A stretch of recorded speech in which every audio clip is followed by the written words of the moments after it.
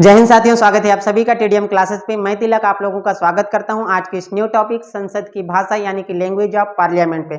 साथियों, हम संविधान की यात्रा सीरीज के तहत संविधान से जुड़े महत्वपूर्ण टॉपिक पर आप लोगों के साथ विस्तार से चर्चा कर रहा हूं।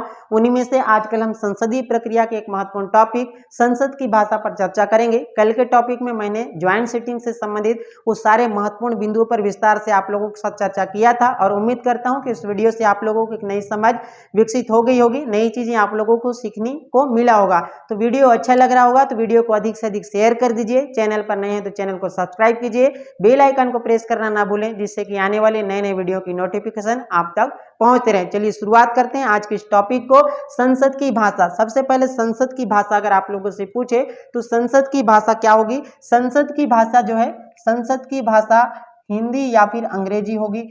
हिंदी तथा अंग्रेजी दोनों होगी।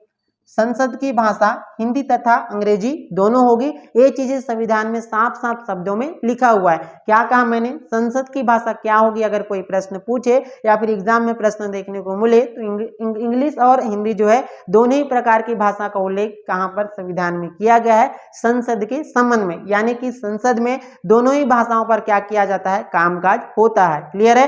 दूसरी चीज है, यदि कोई सांसद मातृभाषा का भी प्रयोग करना चाहता है तो भी वह मातृभाषा का प्रयोग कर सकता है, लेकिन संबंधित सदन के अध्यक्ष अथवा सभापति की अनुमति से। क्या कहा मैंने? कोई सांसद, यदि कोई सांसद, क्या लिखा हुआ है? यदि कोई सांसद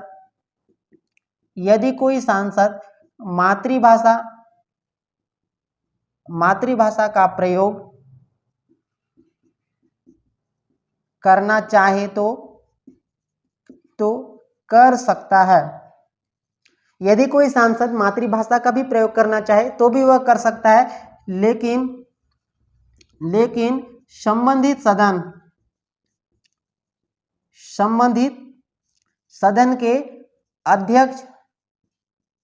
अध्यक्ष या फिर सभापति की अनुमति से। जैसे लोकसभा है तो लोकसभा के अध्यक्ष और राज्यसभा है तो राज्यसभा के सभापति की अनुमति से, यानी कि उनकी परमिशन से क्या कर सकते हैं? वो अपनी मातृभाषा के रूप में भी प्रयोग कर सकते हैं। ये चीजें भी संविधान में साफ साफ शब्दों में लिखा गया है संसद की भाषा के संदर्भ में। अब देखिए यहां पर मैं कहा कि यदि कोई सांसद मातृभाषा का प्रयोग करना चाहता है तो भी वह मातृभाषा का प्रयोग कर सकता है। देखिए यहां पर लिखा हूं मैं मातृभाषा। अब देखिए कि ये मातृभाषा होगी कौन? सबसे पहले बात तो ये है कि मैंने तो कहा कि मातृभाषा का प्रयोग कर सकता है, लेकिन वो मातृभाषाएं होंगी क्या? अब मातृभाषा वे भाषाएं होगी, मातृभाषा कौन सी होगी? वे सभी भाषाएं, वे भाषाएं जिनका उल्लेख कहां पर? जिनका उल्लेख 8वीं अनुसूची में किया गया हो। 8वीं अनुसूची में है, यानी कि 8वीं अनुसूची में जितनी भी भाषाएं हैं वो सारी की सारी भाषाएं क्या होंगी? मातृभाषा होंगी। और उन सभी भाषाओं का जो है प्रयोग कौन कर सकता है? सांसद जो है संसद में कर सकता है। ये चीजें भी साफ साफ शब्दों में लिखा गया है। क्लियर है? तो क्या कहा मैंने? यदि कोई सांसद मातृभाषा का प्रयोग करना चाहे तो भी वह मातृभाषा का प्रयोग कर सकता है, लेकिन उसके लिए संबंधित सदन के अध्यक्ष या फिर सभापति की अनुमति की जरूरत होती है। और मातृभाषाओं के संदर्भ में यह भी लिखा हुआ है कि वे सभी प्रकार की भाषाएं मातृभाषा होंगी जिनका उल्लेख संविधान की 8वीं सूची में किया गया है। क्योंकि आप सभी जानते हैं कि संविधान की जो 8वीं सूची है जो कार्यालयीन भाषाओं के संदर्भ में प्रावधानों का उल्लेख करता है और जिसमें लिखा गया है कि 8वीं अनुसूची में जो भी भाषाएं होंगी वे सारी की सारी भाषाएं मातृभाषा होगी और उन सभी का उपयोग संसद भवन में किया जा सकता है। क्लियर है? अब देखिए 8वीं अनुसूची में कितनी भाषाओं का उल्लेख है, ये चीजें भी आप लोगों को पता होनी चाहिए। अब देखिए 8वीं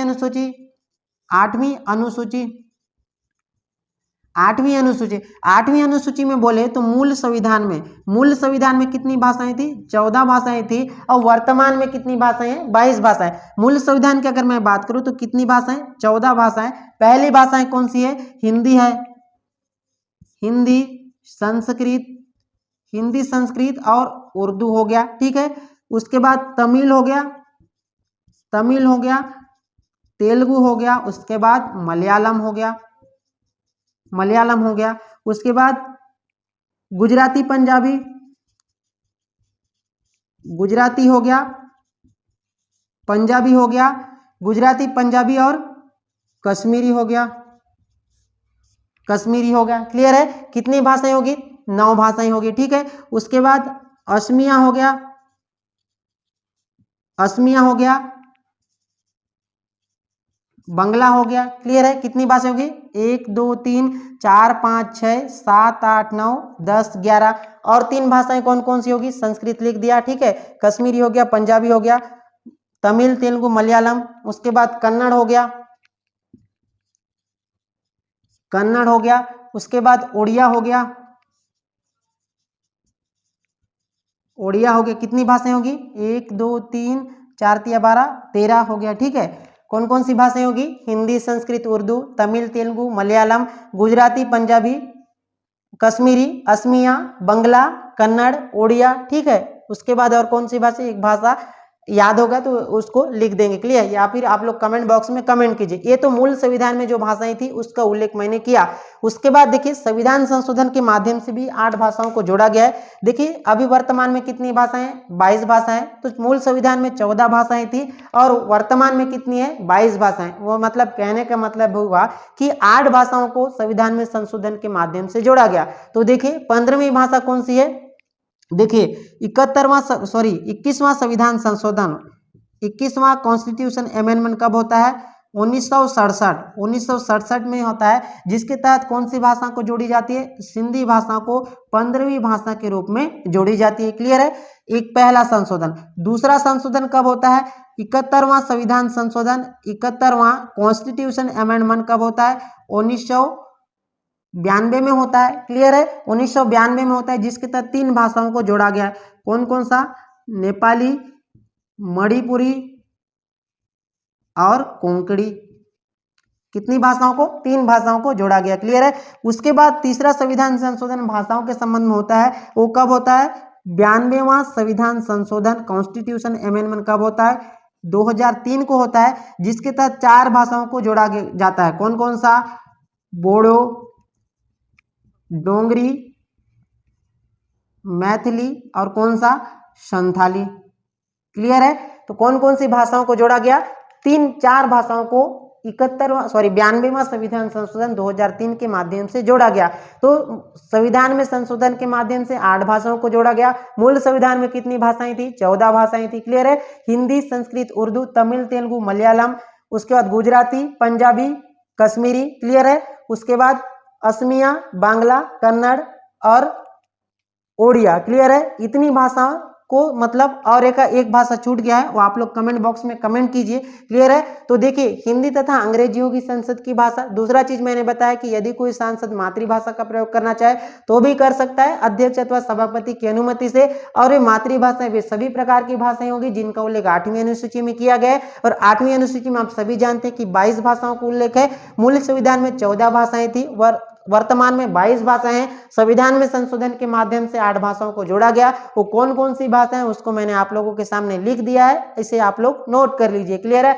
अब देखिए इतनी चीजें तो संविधान में साफ साफ शब्दों में लिखा गया है, मैं बार बार बोल रहा हूं। तो ये चीजें कहां पर लिखी गई है या फिर कौन से अनुच्छेद में है? तो संसद की भाषा से संबंधित अगर अनुच्छेद पूछे तो ये कहां पर लिखा गया है? आर्टिकल या फिर अनुच्छेद अगर पूछे आप लोगों से तो अनुच्छेद 120 में साफ साफ शब्दों में लिखा गया है सारी चीजें कि संसद की भाषा जो है हिंदी तथा अंग्रेजी होगी। और ये सारे जो प्रावधान, जितने भी प्रावधान में संसद की भाषा के संदर्भ में बताया, तो सभी चीजें अनुच्छेद 120 में लिखा हुआ है। क्लियर है? तो अगर आप लोगों से अनुच्छेद पूछे तो अनुच्छेद आप लोगों को बताना है कि अनुच्छेद कौन सा होगा? 120 के अंतर्गत ये सारे प्रावधान लिखे गए हैं। क्लियर है? तो आज हमने संसद की भाषा के संदर्भ में विस्तार से चर्चा किया। उम्मीद करता हूं कि आज की वीडियो से संसद की भाषा से संबंधित तो सारी चीजें आप लोगों को समझ में आ गया होगा।